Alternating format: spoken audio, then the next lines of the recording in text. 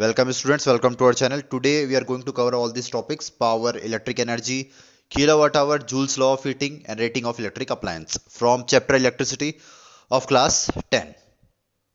So power, what is power? Power is rate of consumption of energy or rate of work done. ठीक है, कोई appliance एक second में कितना energy consume कर रहा है. एनर्जी हम लोग कैसे मेजर करते हैं? By joule.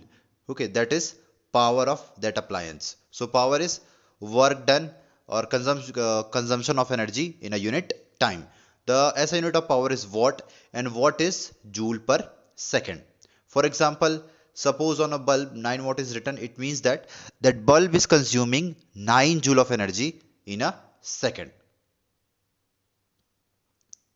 Okay, अब यहाँ पे पावर कुछ एक्सप्रेशन है. देखो, सबसे पहले पावर इज बेसिकली एनर्जी और वर्क डन पर इन अ यूनिट टाइम.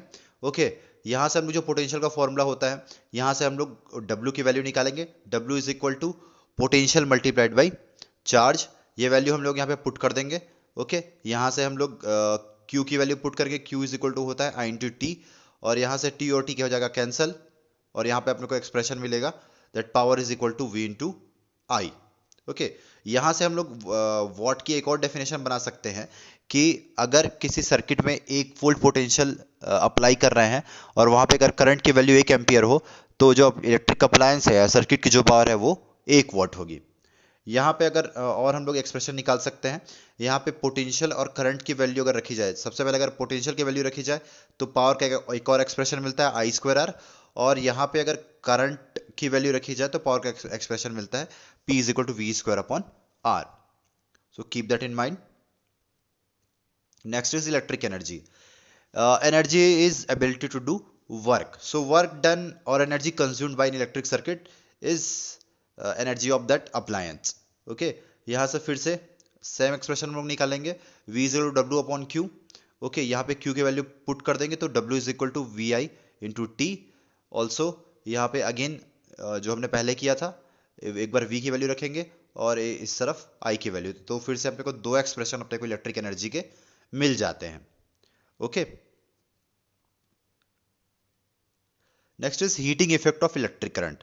ओके, जब भी हम लोग किसी कंडक्टर को करंट देते हैं, सो हम लोग देखते हैं कि वो गर्म हो जाता है. ठीक है, इट गेट्स हीटेड.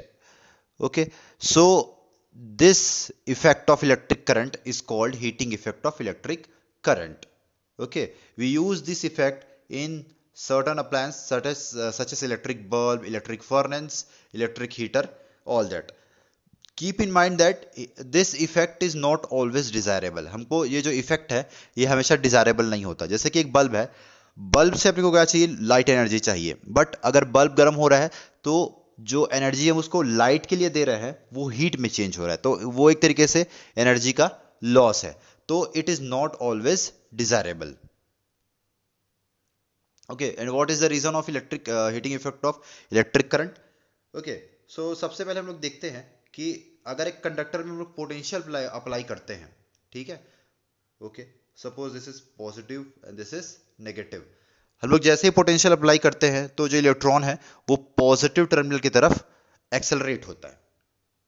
ओके, अब ये जो इलेक्ट्रॉन है ये एक्सेलरेट हो रहा है और ये इलेक्ट्रॉन जो है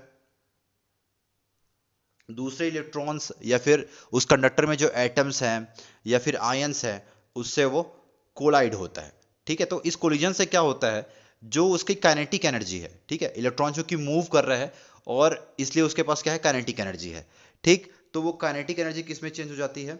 काइनेटिक एनर्जी चेंज हो जाती है हीट एनर्जी में, और यही जो हीट है वो अपने को दिखता है as heating effect of electric current.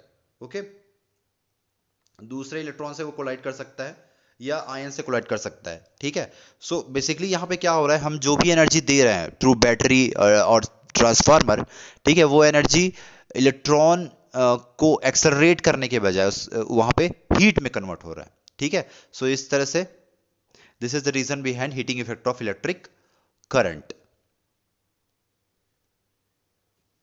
Next is Joule's law of heating. Okay, so अभी हमने देखा कि हीट प्रोड्यूस होती है, तो हीट किस किस किन फैक्टर पे डिपेंड करता है? तो सबसे पहले heat is directly proportional to square of the current flowing through that wire. ठीक है, आप खुद ही सोचिए, अगर सपोज हमने 1 एम्पियर करंट दिया, तो कुछ अमाउंट ऑफ इलेक्ट्रॉन जो है वो फ्लो होंगे।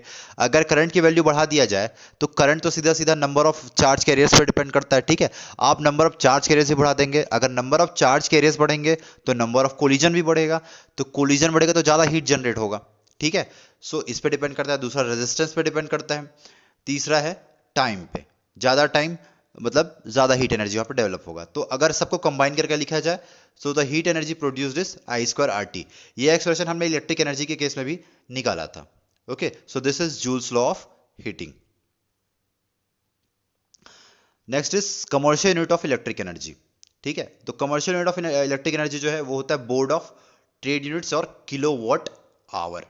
ये जो यूनिट है, ठीक है, घरों में हमारा जो बिजली बिल आता है, ठीक है, वो इसी से हम लोग मेजर कर सकते हैं, ठीक है। उसको शॉर्ट में यूनिट ही बोला जाता है, ठीक है। सो कि किलोवाट आवर क्या होता है, देखो kilowatt hour basically it is a commercial unit of electric energy. और इसको अगर हम लोग कन्वर्ट करें जूल में, ठीक है, तो सबसे पहले किलोवाट को अपने को वॉट में कन्वर्ट करना पड़ेगा। So this is 1000 watt and hour is equal to 3600 seconds.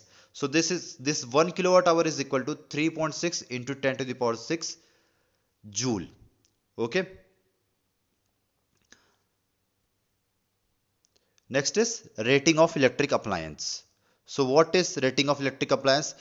Any electric appliance is rated with power and voltage. तो कैसे रेट करेंगे, देखो मान लो कि इलेक्ट्रिक बल्ब पे लिखा हुआ है 100 वॉट एंड 250 वोल्ट। तो इसका मतलब क्या है, इसका ये मतलब है कि अगर उस बल्ब को हम लोग 250 वोल्ट की सप्लाई देंगे, उसको पोटेंशियल देंगे, सो वो 100 वॉट जो है उस रेट से एनर्जी कंज्यूम करेगा। ओके, अगर किसी अप्लायंस को हम लोग 250 वोल्ट की सप्लाई देंगे तो वो 100 वॉट का जो रेट है उससे एनर्जी कंज्यूम करेगा। यहां से हम लोग उसका रेजिस्टेंस भी निकाल सकते हैं इस एक्सप्रेशन से, पावर के एक्सप्रेशन से। उसका रेजिस्टेंस होगा बल्ब का 625 ओम एंड उसमें जो करंट है, मैक्सिमम करंट जो अलाउेबल करंट है वो है 0.4 एम्पियर, ठीक है। सो इस रेटिंग से हम लोग सभी चीजें कैलकुलेट कर सकते हैं कि उसका रेजिस्टेंस कितना है और उस पर करंट कितना अलाउ है। अगर इस करंट से ज्यादा वैल्यू होगा तो जो अप्लायंस है वो खराब हो जाएगा।